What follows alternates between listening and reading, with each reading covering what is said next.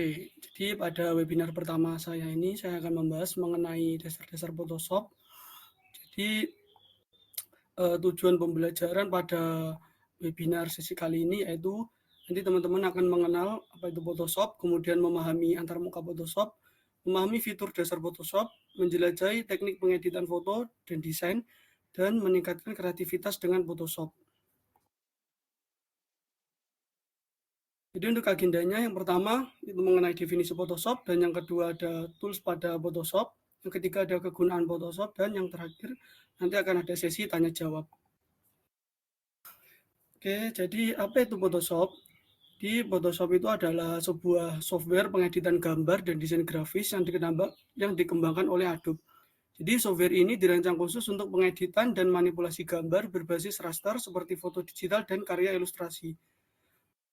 Photoshop banyak digunakan untuk fotografer, desain grafis, dan seniman digital untuk memperbaiki, mengubah, dan meningkatkan kualitas gambar. Dengan fitur-fitur canggihnya seperti pengaturan warna, lapisan atau layer, masking, serta berbagai efek khusus, Photoshop memungkinkan pengguna untuk menciptakan karya visual mulai dari retouching dan foto sederhana hingga manipulasi dan desain yang kompleks. Nah, ini pembahasan utamanya yaitu apa saja sih tools pada Photoshop. Jadi ini materi ini saya ambil dari Skill Academia, dari Ruang Guru. Nah, yang pertama itu ada Move Tool. Ini adalah icon dari Move Tool. Di Move Tool ini memiliki fungsi untuk memindahkan objek berupa gambar atau teks. Pada penggunaannya, nanti teman-teman tinggal mengarahkan kursor ke objek yang ingin dipindahkan. Kemudian icon Move Tool ini berbentuk tanda panah seperti contoh gambar di atas. Untuk shortcut-nya, teman-teman bisa menekan tombol V pada keyboard. Selanjutnya untuk Marquee Tool. Jadi Marquee Tool ini adalah tools untuk menyeleksi. Jadi setelah teman-teman menyeleksi, teman-teman bisa melakukan beberapa tindakan. Biasanya ini dikombinasikan dengan setelah menyeleksi, misalkan menghapus gambar, menghapus objek, atau mungkin memotong, atau mungkin nanti menyeleksi untuk diganti warna di tempat-tempat tertentu gitu. Jadi pada Marquee Tool ini ada 4 jenis. Yang pertama ada rectangular Marquee Tool untuk menyeleksi dengan bentuk persegi 4. Kemudian ada elliptical Marquee Tool untuk menyeleksi dengan bentuk lingkaran. Kemudian ada single row Marquee Tool untuk membuat seleksi horizontal dengan ukuran yang lebih kecil, itu 1 pixel. Dan yang terakhir ada single column Marquee Tool untuk membuat seleksi berbentuk vertikal dengan ukuran yang lebih kecil, itu 1 pixel.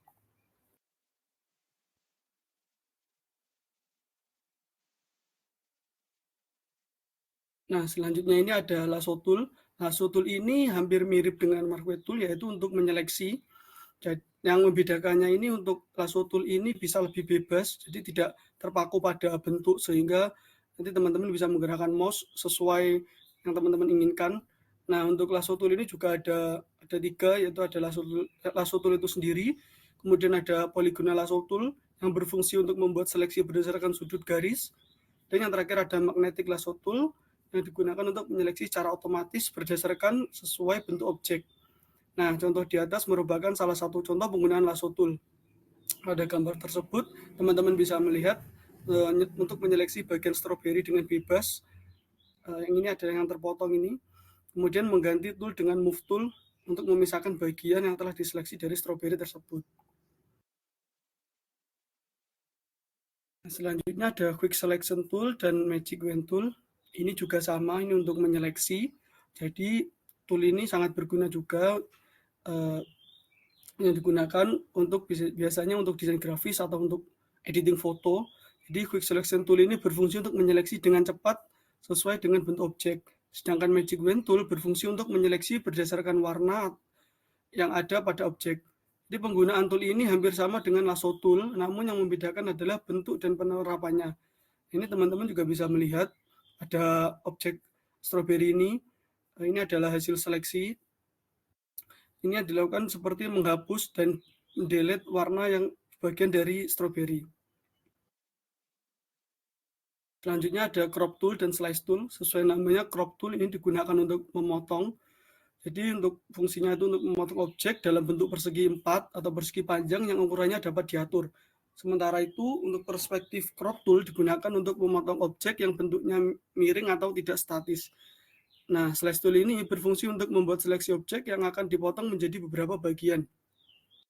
Sementara itu untuk slice select tool digunakan untuk memindahkan bagian-bagian yang telah diseleksi. Bagian yang telah diseleksi biasanya akan diekstrak menjadi potongan-potongan gambar dari objek tersebut.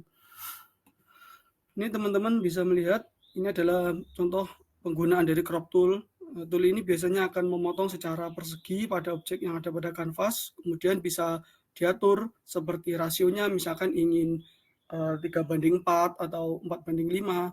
Pada bagian ini sebenarnya juga tidak hanya rasio, tapi bisa dengan ukuran, misalkan untuk keperluan cetak, misalkan ingin berupa senti, misalkan 3 senti kali 4 senti itu juga bisa.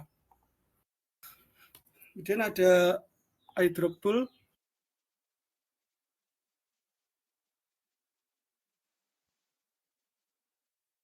Untuk eyedrop tool ini berfungsi untuk mengambil warna yang ada pada objek dan memasukkannya pada box warna.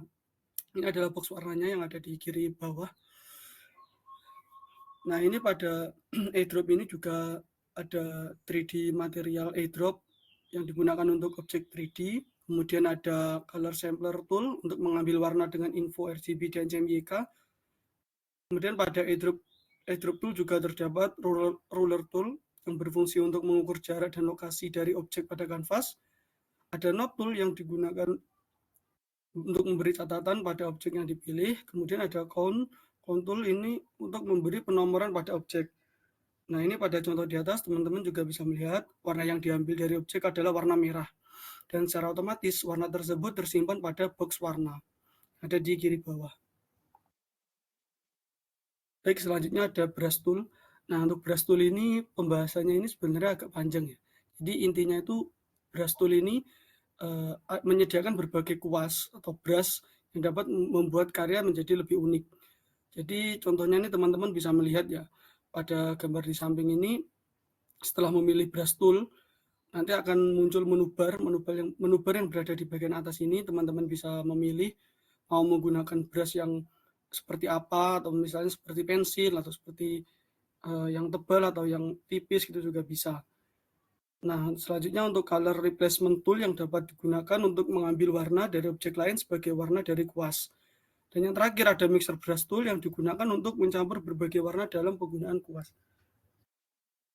Jadi untuk brush tool ini sebenarnya tidak hanya untuk berupa kuas saja. Jadi kita bisa membuat semacam pattern atau mungkin bisa dibilang template gitu, atau sebenarnya sudah tersedia banyak di internet seperti brush tool untuk misalkan kertas robek gitu, itu bisa diekspor. Jadi nanti teman-teman misal ingin membuat efek kertas robek itu tinggal pakai brush saja, nggak perlu menggunakan pen tool atau menggunakan seleksi itu, nggak usah ribet-ribet gitu. Atau mungkin ada brush tool untuk membuat awan, jadi bisa mempermudah untuk ingin membuat desain seperti apa gitu, tidak usah ribet mencari aset awan, itu juga banyak di internet.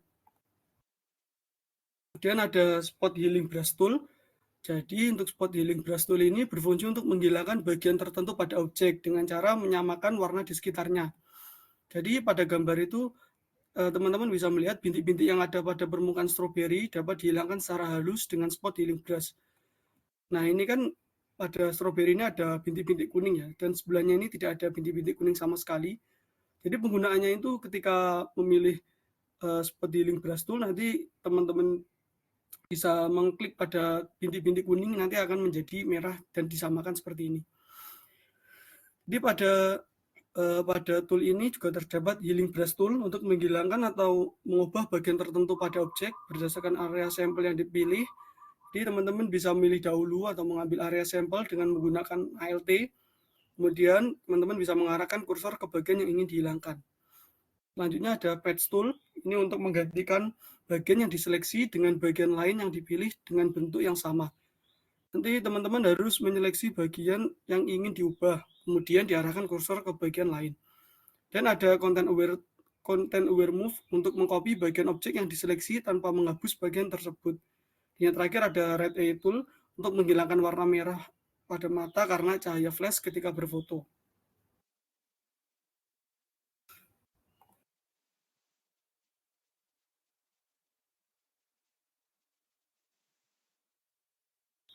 Nah, ini selanjutnya ada stamp tool. Jadi sesuai namanya stamp tool ini ya stempel. Jadi stamp tool ini ada clone stamp tool yang berfungsi untuk mengkloning suatu gambar dengan cara mengambil objek gambar sekitarnya, kemudian menduplikasi ke gambar tujuan. Kemudian ada pattern stamp tool yang berfungsi untuk mengkloning suatu gambar dengan cara mengambil stok corak pada bar yang telah disediakan, kemudian menduplikasi ke gambar tujuan. Baik, selanjutnya itu ada eraser tool, itu untuk menghapus. Jadi tool ini memiliki fungsi untuk menghapus sebagian atau keseluruhan objek. Selain menghapus objek, eraser tool juga memiliki jenis lain seperti background eraser tool yang berfungsi menghapus background atau latar belakang pada gambar. Kemudian ada juga magic eraser tool yang dapat digunakan untuk menghapus bagian pada objek yang memiliki warna yang sama. Nah, biasanya pada Photoshop ini yang sering digunakan itu eraser tool dan juga magic eraser tool. Magic eraser tool itu biasanya digunakan kalau misalkan ingin membuat gambar tanpa latar belakang, untuk membuat gambar PNG biar lebih cepat. Tapi itu harus warna dari objek dan background harus benar-benar berbeda, jadi agar objeknya tidak ikut terhapus juga. Jadi ini gambar di atas merupakan contoh dari penggunaan eraser tool. Teman-teman bisa lihat, ini dapat menghapus beberapa bagian objek. Di langkah pertama adalah memilih tool yang ada pada toolbar, dan kemudian setelah icon dari tool muncul, teman-teman bisa mengarahkannya ke objek pada bagian yang ingin dihapus. Nah, untuk eraser tool ini juga ada pilihan untuk pada menu bar, juga terdapat pilihan untuk opacity-nya ingin menghapus misalkan 100%. Nah, ini adalah contoh menghapus 100%, nanti akan otomatis terhapus semuanya. Atau mungkin ingin menghapus 50% itu juga bisa. Untuk ketebalannya juga bisa diatur juga. Selain itu untuk memperbesar dan memperkecil ukuran dari untuk lingkarannya ini, untuk memperkecilnya bisa menggunakan kurung siku buka, kemudian untuk memperbesarnya bisa menggunakan kurung siku tutup.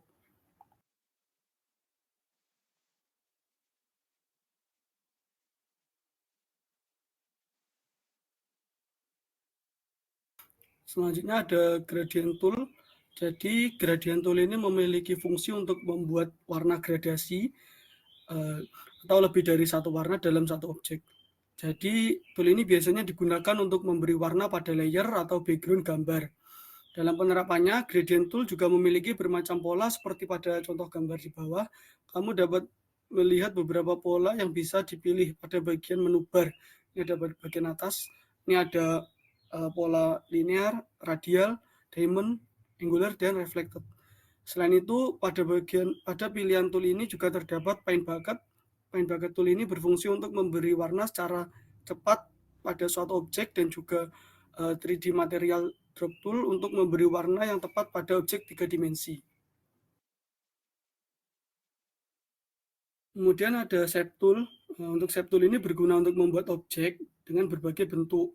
Seperti ini ada rectangle tool. Jadi rectangle tool itu digunakan untuk membuat objek bentuk persegi 4. Selanjutnya ada rounded rectangle tool. Ini juga sama, persegi 4 tapi untuk sudutnya melengkung. Kemudian ada ellipse tool yang berfungsi untuk membuat objek lingkaran atau oval. Nah, untuk pembuatan objek lingkaran ini bisa menggunakan shift agar bisa berbentuk lingkaran. Selanjutnya ada polygon tool, berfungsi untuk membuat objek dengan berbagai jumlah segi atau sudut. Dan ada line tool untuk membuat garis, dan yang terakhir ada custom shape tool untuk membuat objek dengan berbagai bentuk yang telah disediakan oleh Photoshop. Jadi jika tidak ingin membuat objek-objek seperti rectangle atau ellipse atau polygon, itu bisa memilih custom. Nanti juga ada banyak pilihannya seperti membuat trapesium, itu juga ada di sana. Jadi untuk penggunaannya ini teman-teman tinggal pilih tool pada bagian ini, kemudian pilih toolbarnya. Nah, ini bisa milih bentuk yang ingin dibuat. Selanjutnya ada pen tool. Ini salah satu tool yang sangat-sangat berguna di Photoshop. Jadi pen tool ini digunakan untuk membuat garis seleksi dengan titik-titik poin tertentu. Jadi tool ini ada beberapa jenis, yaitu ada free transform pen tool untuk membuat garis dan titik poin dengan bentuk yang bebas. Kemudian ada add anchor point tool untuk menambahkan titik poin yang berguna untuk mengubah garis seleksi. Ada delete anchor point tool untuk berfungsi untuk mengurangi titik poin pada garis seleksi. Dan yang terakhir ada convert point tool untuk mengubah garis seleksi dengan cara menggeser titik poin. Nah, ini teman-teman juga bisa melihat, ini adalah garis seleksi pada bagian daun pada buah stroberi ini. Itu untuk setiap bagian dari daun dari stroberi, setelah melakukan seleksi dengan pen tool, teman-teman dapat melakukan beberapa tindakan. Ini biasanya dikombinasikan dengan klik kanan, nanti ada make selection. Nah, itu nantinya misalkan ingin dihapus atau diduplikat atau mungkin ingin diganti warnanya, itu bisa digunakan untuk itu. Nah, sebenarnya untuk yang add anchor point tool ini tidak harus memilih yang tool ini, teman-teman bisa langsung membuat objek dengan pen tool kemudian mengeklik pada garisnya nanti akan menambahkan anchor. Kalau untuk menghapus delete anchor ini teman-teman bisa menggunakan ALT pada dan mengeklik pada bagian poin-poin tertentu nanti juga akan terhapus. Kemudian ada direct selection tool. Direct selection tool ini biasanya digunakan untuk merapikan dan mengubah titik poin pada bagian objek. Nah, jadi dengan menggunakan tool ini, teman-teman dapat menggeser setiap titik yang ada pada sebuah objek sesuai keinginan. Sedangkan path selection tool digunakan untuk memindahkan posisi objek. Jadi tool ini juga dapat diterapkan pada gambar yang dibuat dengan shape tool seperti contoh di atas. Jadi pada contoh tersebut, teman-teman bisa mengubah titik poin yang ada pada gambar panah. Untuk setiap titik poin yang ada pada sudut objek tersebut dapat diubah atau dihapus. Kemudian ada blur tool. Jadi pada blur tool ini sebenarnya tidak hanya untuk blur saja. Jadi ini untuk umumnya itu blur tool memang digunakan untuk mengaburkan sebagian atau keseluruhan objek. Tapi tool ini juga memiliki fungsi lain seperti sharpen tool. Sharpen tool ini untuk menajamkan warna atau warna pada objek, dan juga ada smooth tool ini untuk memberi efek kuas pada seperti efek kuas cat basah gitu. Jadi untuk penggunaan yang smooth tool ini bisa misalkan memilih objek kemudian ditarik-tarik gitu nanti akan memberikan efek kuas cat basah gitu. Nah, untuk penggunaan blur tool nanti tinggal memilih tool dan mengarahkannya ke bagian yang ingin diubah menjadi lebih blur. Ini seperti pada contoh gambar di samping, bisa melihat sebagian dari stroberi terlihat tidak jelas.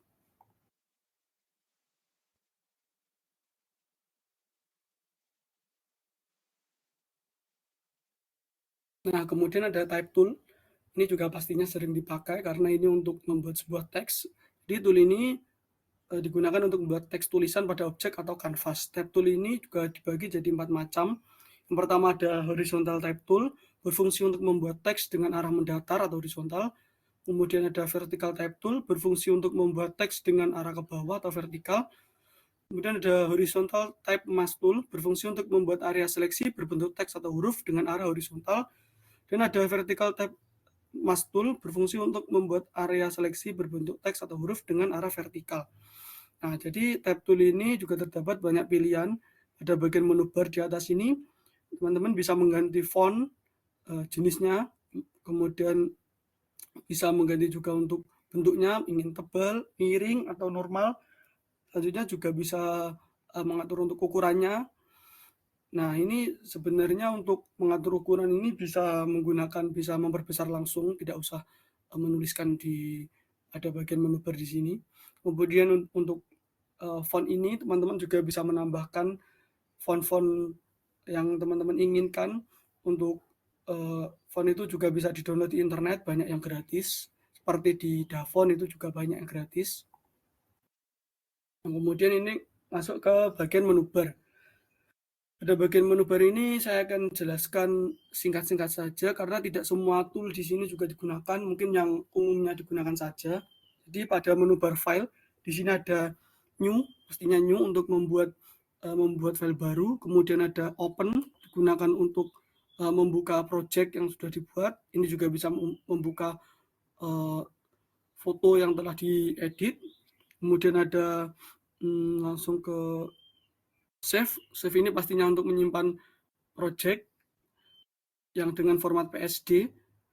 Kemudian ada save as. Save as ini bisa digunakan untuk seperti ekspor. Ini fungsinya seperti ekspor, jadi bisa diubah dari project tersebut menjadi JPG atau PNG atau mungkin ada format lainnya begitu. Untuk impor ini untuk mengambil project. Tapi kalau untuk impor ini sebenarnya bisa dengan drag and drop saja. Dan untuk ekspor ini juga kurang lebih sama dengan CFS.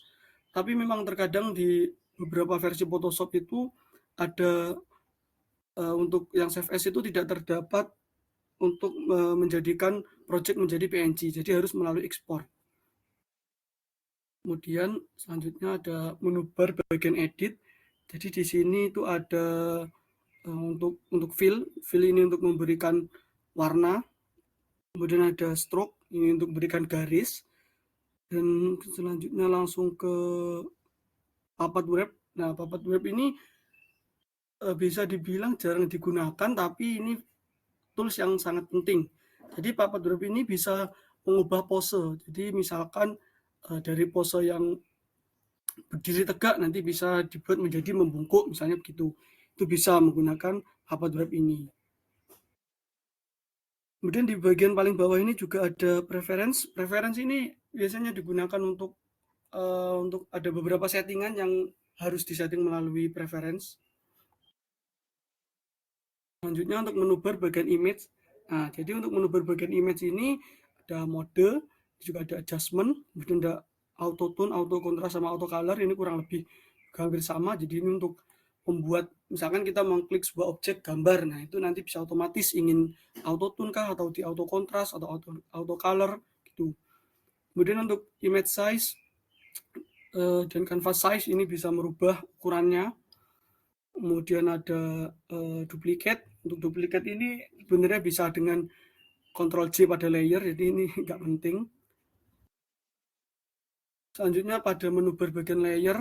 Jadi pada menu bar bagian layer ini mungkin yang ini sebenarnya nggak terlalu penting karena ada layer kita bisa melakukan langsung seperti duplikat atau membuat new layer atau mendelete, itu bisa langsung ke layer menggunakan shortcut, jadi lebih gampang. Jadi mungkin ini kita lewati saja. Kemudian ada menu bar untuk type. Ini juga nggak penting karena semua itu sudah ada di menu bar yang bagian bawahnya ini seperti tadi. Jadi tinggal kalau teman-teman ingin mengedit teks, tinggal memilih bagian teks, kemudian nanti akan muncul editan-editan seperti pemilihan font atau pemilihan ukuran atau pemilihan style gitu juga sudah ada. Selanjutnya untuk menu bar select, ini juga untuk select. Ini ada select untuk all layer, tapi all layer ini kita bisa memilih langsung di layernya. Tapi kalau tidak ingin ribet bisa menggunakan shortcut ini, Ctrl Alt A.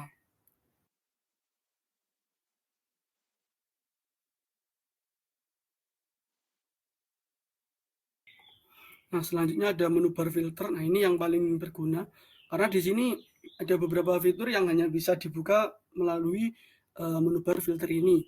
Contohnya itu filter galeri. Di beberapa versi Photoshop itu ada yang namanya filter galeri, ada yang namanya kamera raw filter. Nah, ini yang digunakan untuk pewarnaan pada gambar atau color grading. Jadi untuk filter galeri ini ada yang sudah disiapkan dari Photoshop, beberapa filter gitu, atau teman-teman bisa melakukannya secara manual. Nah, untuk fitur di filter galeri ini nantinya juga pasti sangat banyak untuk bisa mengubah warna, bisa mengubah gelap terang, bisa mengubah shadow highlight, itu juga banyak. Atau teman-teman misal tidak ingin repot bisa nyari preset di internet, itu juga banyak. Kemudian ada lens correction, kemudian ada liquify, dan ada vanishing point. Selanjutnya ada blur. Nah, untuk blur ini juga bisa melalui bagian menu bar ini daripada melalui tools yang blur tool tadi. Di sini lebih lengkap. Nanti teman-teman bisa memilih blur yang misalkan ingin dibuat blur bagian mananya gitu, bisa lebih mudah menggunakan ini. Dan juga pilihan blurnya juga banyak. Jenisnya ada yang ingin dibuat blur banget atau mungkin ingin ada style yang gimana gitu juga ada di sini. Kemudian ada noise, ada sharpen untuk bertajam. Oke, langsung selanjutnya saja. Selanjutnya untuk menu bar 3D, untuk di sini juga termasuk fitur yang jarang digunakan, jadi langsung skip saja. Selanjutnya ada menu bar view. Untuk menu bar view ini biasanya digunakan untuk yang paling sering digunakan untuk menampilkan ruler tuh, karena kan penting, sangat penting di Photoshop itu untuk ruler. Ada juga untuk snap, jadi bisa mungkin teman-teman lebih suka yang ketika menggeser objek bisa langsung nempel ke objek lainnya, bisa mengaktifkan snap tuh. Kalau yang atas-atas seperti zoom ini teman-teman bisa menggunakan Alt scroll, itu bisa, jadi nggak usah lewat sini. Selanjutnya untuk menu bar window, ini untuk pada lembar kerja Photoshop, ini ingin menampilkan apa saja. Selanjutnya menu bar help, juga umumnya sebuah aplikasi. Oke, selanjutnya pembahasan mengenai layer. Jadi layer ini kan ada banyak nih, ada yang filter type, ada blend mode, locking controls, ada layer visibility, layer thumbnail, layer link, layer style, layer mask, fill or adjustment layer, layer group, new layer, delete layer, layer lock, kemudian ada layer name, aktif ini adalah active layer, ada layer folder, layer fill, dan layer opacity. Nah, jadi untuk layer group ini digunakan untuk mengelompokkan layer pada agar lebih rapi. Nah, untuk caranya ini teman-teman bisa memilih berapa layer dengan memilih menggunakan kontrol. Jadi kontrol klik ada beberapa layer, kemudian kontrol G untuk menjadikan satu folder atau menjadikan grup. Kemudian untuk new layer digunakan untuk membuat layer baru pada bagian bawah ini. Ini untuk shortcutnya bisa kontrol shift N, kemudian ada delete layer. Untuk delete layer ini tinggal klik layer kemudian delete. Kemudian ada layer lock icon untuk mengunci layer. Kemudian ada layer name untuk memberi nama agar mudah untuk menghafalinya. Untuk active layer ini menunjukkan layer yang dipilih. Ada layer folder, itu icon group layer bisa dihapus bersama isinya atau hanya foldernya. Ada layer fill, mengatur transparansi gambar tanpa mengaruhi border atau stroke. Dan layer opacity, mengatur transparansi keseluruhan gambar di layer. Nah, untuk layer fill sama layer opacity ini mungkin hampir mirip ya. Untuk layer opacity ini lebih ke membuat gambar atau objek yang kita pilih itu menjadi transparan. Tapi kalau yang layer fill ini seperti mengurangi warnanya. Jadi ini juga harus disesuaikan. Jadi keduanya pasti sering digunakan. Kemudian ada filter type. Jadi type berfungsi untuk menyaring jenis layer yang ada pada project, misalkan hanya menampilkan layer berdasarkan nama A, atau menampilkan layer berdasarkan efek yang diterapkan pada layer. Nah, ini untuk menyaring layer dengan efek tertentu dan masih banyak jenis filter lainnya. Teman-teman juga bisa lihat, ini ada name, ada efek, ada mode, atribut, color, dan lain-lain. Nah, ini yang lumayan sering dipakai juga, ada blend mode. Ini penjelasannya sangat panjang jika dibahas satu persatu. Jadi di sini ada dissolve, darken, multiply, color burn. Jadi untuk blend mode ini merupakan warna yang telah diaplikasikan dan memiliki efek tertentu. Jadi blend mode ini berfungsi untuk menggabungkan warna antar pixel pada gambar. Ada banyak jenis opsi blend mode yang tersedia, contohnya seperti multiple, screen overlay, dan yang lainnya. Blend mode hanya bisa diaplikasikan jika ada dua layer, pada urutan paling atas berfungsi sebagai efek pada layer bawahnya. Jadi karena ini penjelasannya jika jelaskan satu persatu akan banyak, saya akan jelaskan 3 saja yang paling sering dipakai. Itu ada multiple, ini untuk menggelapkan warna dengan menghilangkan bagian putih, ideal untuk bayangan. Selanjutnya ada screen untuk mencerahkan warna dan menghilangkan bagian hitam. Ini cocok untuk pencahayaan. Ada overlay untuk menambahkan kontras dengan mencerahkan area terang dan menggelapkan area gelap. Nah, ini untuk layer style. Untuk layer style ini teman-teman bisa membukanya dengan memilih layer, kemudian bisa klik kanan, nanti ada blending option, atau mungkin teman-teman bisa double klik, biasanya akan muncul pop-up layer style. Untuk pembahasan layer style ini juga akan sangat panjang, mungkin saya akan singkat saja. Untuk pada blending option ini ada pilihan untuk mengatur untuk transparansinya, kemudian ini yang fitur yang penting, ini ada stroke untuk membuat garis pada luar gambar, kemudian ada inner shadow untuk membuat bayangan di dalam, ada inner glow ini untuk membuat cahaya yang ingin buat efek-efek glow. Selanjutnya ada yang outer glow, ini yang di luarnya, dan yang terakhir ada drop shadow, ini yang untuk yang shadow di luarnya. Baik, ini selanjutnya untuk shortcut-nya. Ini mungkin teman-teman bisa baca sendiri, nanti materinya akan saya share di chat. Ini untuk shortcut yang ada pada Photoshop, ini banyak banget dan sebenarnya nggak harus dihafalkan semuanya. Mungkin ada beberapa yang penting, seperti kalau yang ini mungkin nggak terlalu penting, untuk ini juga nggak terlalu penting. Nah, yang ini mungkin bisa dihafalkan, seperti untuk save Ctrl S, untuk save S Ctrl Shift atau Alt Ctrl S. Kemudian ini juga untuk new, untuk open. Selanjutnya untuk print menggunakan Ctrl P.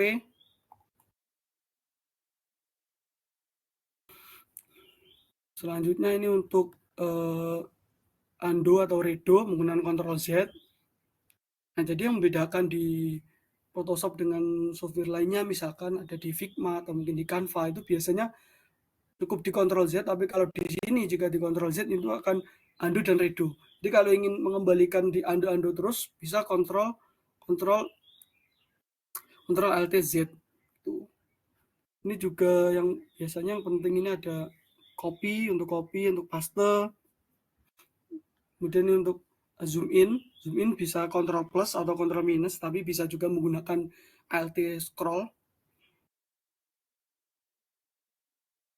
Selanjutnya ini untuk adjustment ini untuk pewarnaan. Ini juga biasanya yang sering digunakan itu ada yang level, Ctrl L, kemudian ada curve, Ctrl M, sama color balance untuk Ctrl B, dan yang terakhir ada Ctrl U untuk hue saturation.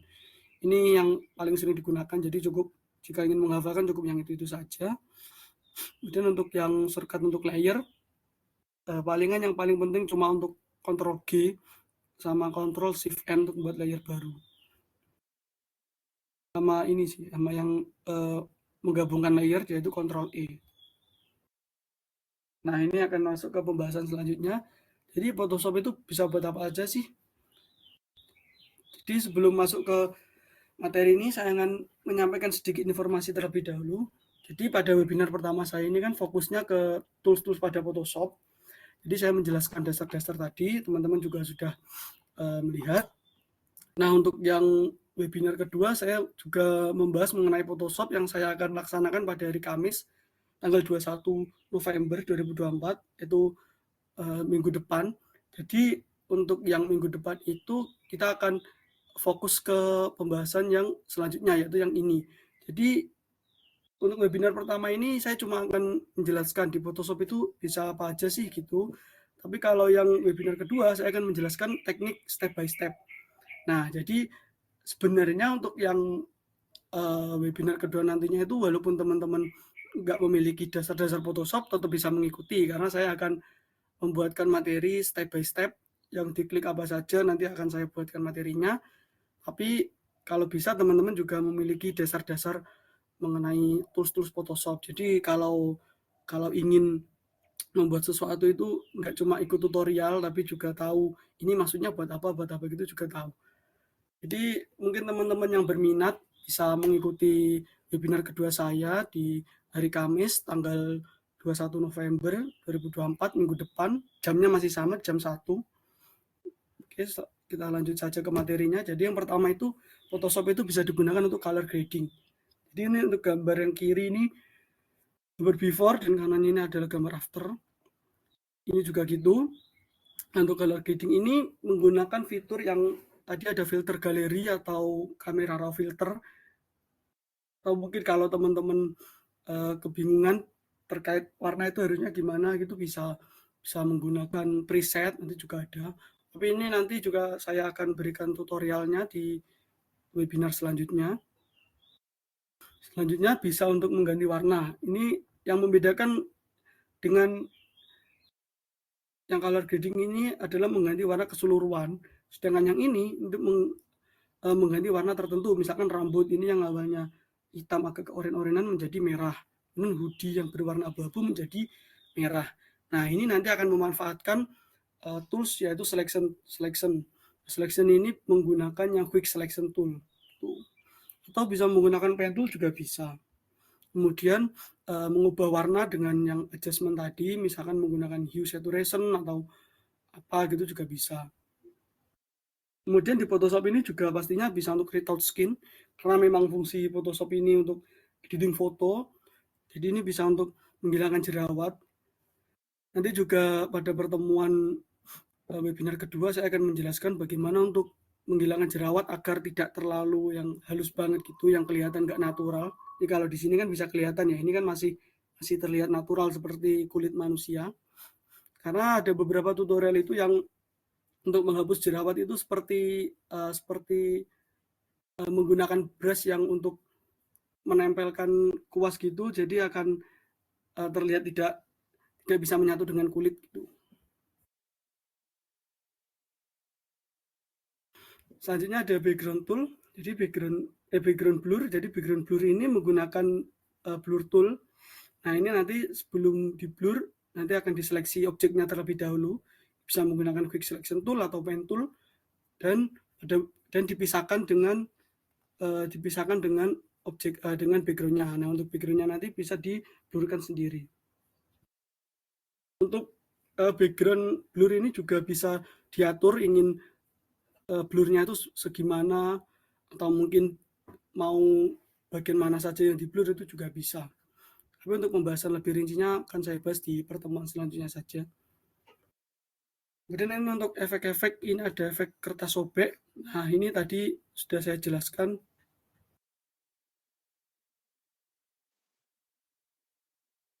Untuk kertas efek sobek ini bisa menggunakan selection tool, menggunakan pen tool misalnya. Tapi ini akan lebih mudah menggunakan brush. Jadi teman-teman tidak usah sulit-sulit melakukan seleksi pada bagian tertentu, nanti tinggal menggunakan brush, kemudian mengubah warnanya dan memberikan efek shadow gitu, nanti akan terlihat lebih nyata seperti sobekan. Ini salah satu editan yang paling saya suka, simple tapi keren banget. Selanjutnya ini ada perspektif teks, ini membuat teks yang seperti di jalanan. Itu ini juga ada caranya nanti.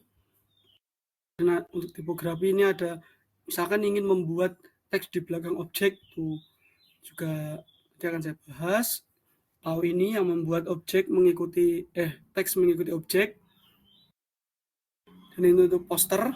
Untuk poster yang telah saya buat ini juga menggunakan brush. Ini juga menggunakan brush yang kertas sobek tadi.